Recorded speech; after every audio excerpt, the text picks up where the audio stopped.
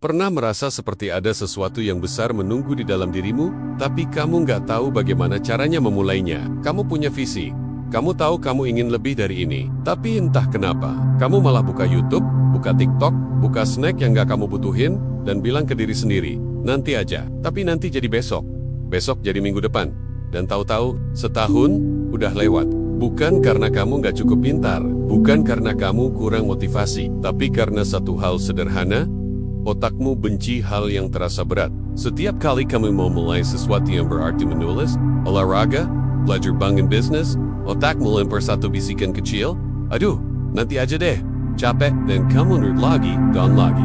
Tapi ini kabar baiknya. Kamu nggak rusak, kamu cuma perlu cara yang beda. Langkah pertama, pecah jadi kecil.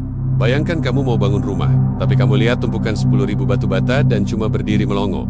Tentu kamu bingung, tapi gimana kalau aku bilang, ambil satu bata aja hari ini, besok satu lagi, minggu depan, udah ada tembok. Itulah caranya. Kamu mau mulai nulis buku, tulis satu kalimat.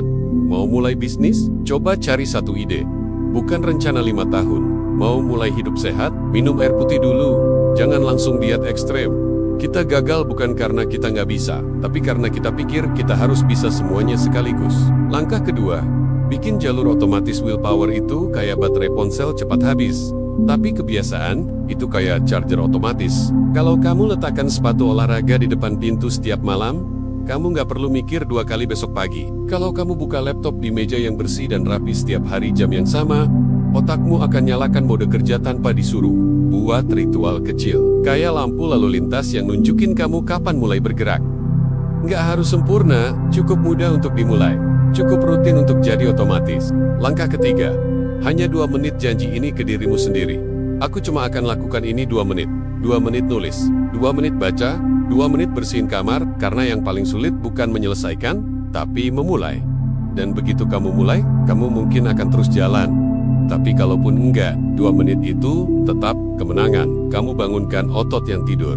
Kamu hancurkan kebekuan yang menahanmu selama ini. Bonus, rayakan kemenangan kecil setelah kamu lakukan 2 menit itu, beri dirimu hadiah.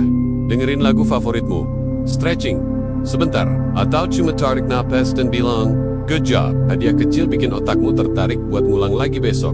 Karena kamu kasih sinyal, ini enak loh, kita ulang yuk. Sekarang, dengerin baik-baik. Kamu nggak malas, kamu cuma terjebak. Dan setiap orang hebat yang kamu kagumi pernah terjebak juga. Bedanya, mereka mulai jalan, meskipun sedikit, dan terus jalan, meskipun pelan. Mimpimu itu bukan sekadar angan, mimpimu itu api. Dan setiap tindakan kecil, sekecil apapun, itu seperti meniup bara. Hari ini, ambil satu langkah kecil. Nggak usah sempurna, nggak usah semua langsung beres. Karena satu langkah hari ini, bisa jadi 1000 langkah esok hari.